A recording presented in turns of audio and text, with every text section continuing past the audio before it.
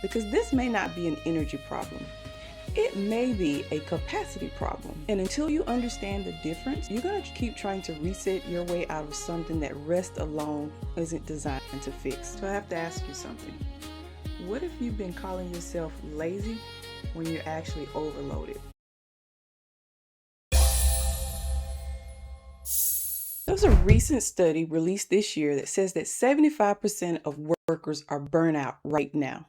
So if you feel used up by 2 p.m., you are not lazy. You're just one of the 75%. So have you ever noticed that sometimes you can sleep 8 hours, take the weekend off, even go on vacation, and somehow come back just as exhausted as when you left? And at some point you start wondering, what is wrong with me? Why can't I recharge anymore? But I don't think you're asking yourself the right question, because this may not be an energy problem. It may be a capacity problem. And until you understand the difference, you're going to keep trying to reset your way out of something that rest alone isn't designed to fix. And today I'm going to explain why. Fatigue and capacity are not the same thing. One of the biggest mistakes that we make is assuming that all exhaustion is the same, and it's not. So imagine your phone. Sometimes the battery dies. That's fatigue. You charge it, problem solved. But imagine that battery has deteriorated over years. Now, even when it reaches 100%, it only lasts like 3 hours. And that's not low charge. That's reduced capacity. I think many of us are living exactly like that battery. We're sleeping, we're taking PTO, we are watching Netflix. We are doing all the things that people tell us should make us feel better. Yet, we still don't have enough of ourselves left. Why? Because capacity isn't simply about rest. Capacity is about how much of yourself remains after life keeps making withdrawals.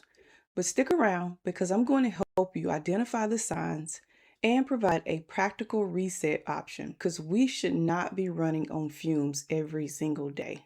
So I have a question for you. Have you ever finished absolutely nothing on your to-do list and still felt completely drained? Let me know in the comments. If you have, keep watching, because that's the first clue. And if you haven't already, this will be the perfect time to consider subscribing. Weekly, I provide insight and practical advice to help people deal with challenges that silently keep us stuck. And if you immediately thought of one person that could benefit from this type of content, feel free to share, because we are all on a journey. And I find that going as a group is far less lonely. So one of the saddest things that I hear people say is, I don't even enjoy my weekends anymore. How crazy is that? Think about that. 5 days waiting for 2, and 2 days trying to recover from 5. Crazy, right? Then starting over, because eventually weekends become recovery time instead of enjoyment. And you don't have the excitement anymore. You don't feel relieved. There's a difference, and relief is not the same as joy. So I want to share something with you. I remember a season of my life that from the outside looked like I had everything figured out. My relationship was healthy. My kids were doing well. My career was growing. I was accomplishing goals that I had set out to complete, or that I had worked to reach. Every measure of life that I could think of was good. Then something changed. It didn't happen all at once. There wasn't some major crisis or devastating event. I just woke up one day and felt a lot like that cell phone battery. Like someone had quietly unplugged me. No matter how much I slept, I still woke up exhausted. So I did what most of us do.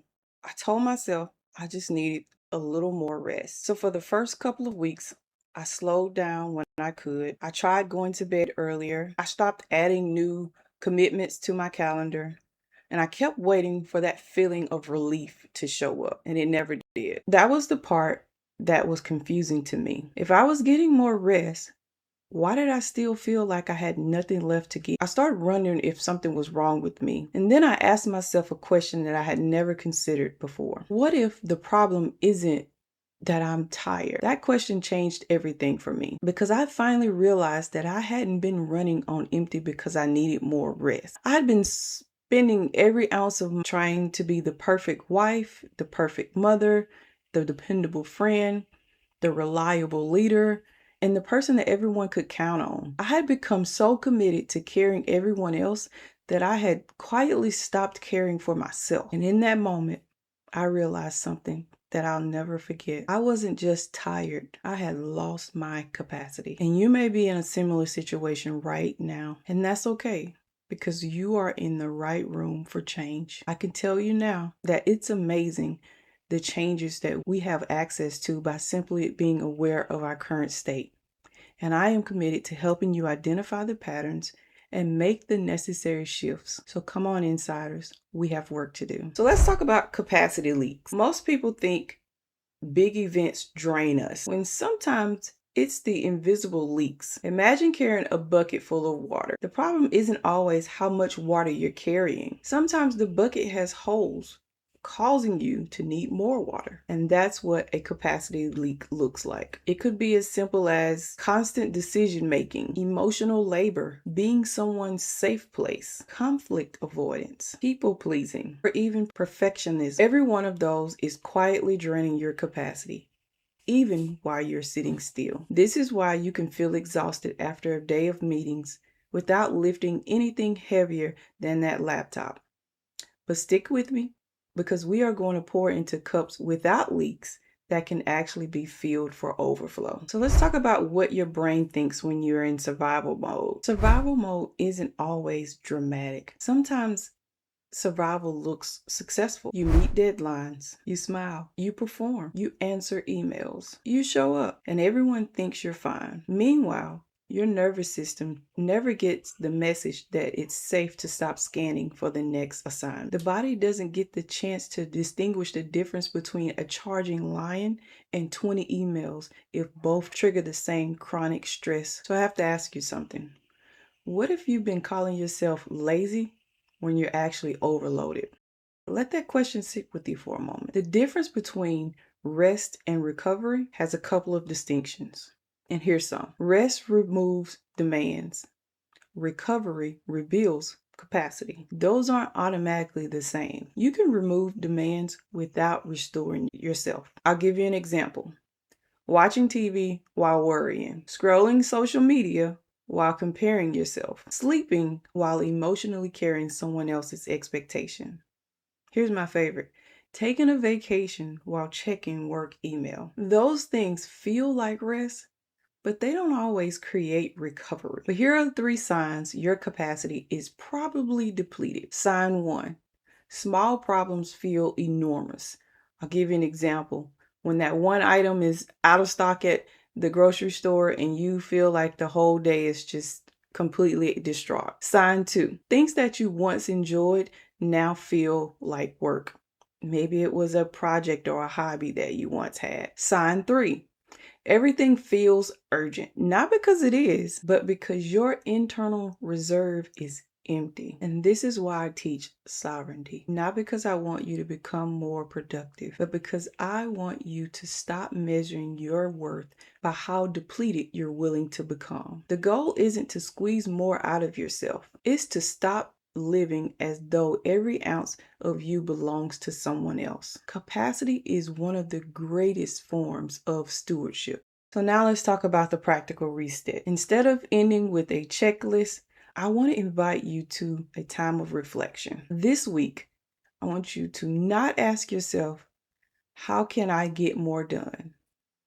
Instead, I want you to replace that question with, what keeps draining me even when I'm resting? What am I carrying that doesn't belong to me? What part of my life constantly withdraws from my capacity without replenishing it? Awareness comes before change. And you can't protect what you refuse to acknowledge. And if you've ever felt like you needed permission to rest, I have the perfect video for you, and I'm going to link it here on the screen.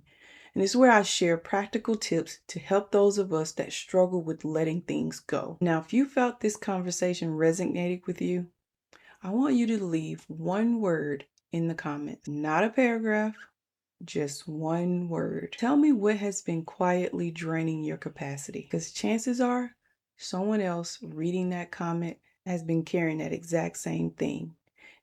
And if you're not ready to share your word yet, consider a simple thumbs up. That lets me know that you are with me, you are receiving this message, and that you are working to take the necessary next steps. And by doing so, maybe others will realize they are not alone.